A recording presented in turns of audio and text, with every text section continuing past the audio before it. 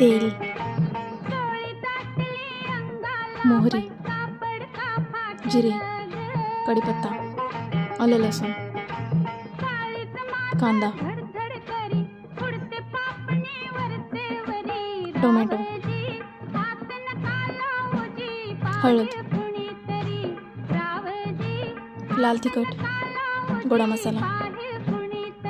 उकडलेले मूग, पाणी,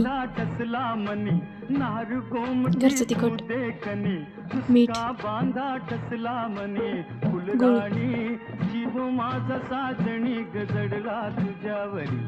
कोथिंबीर,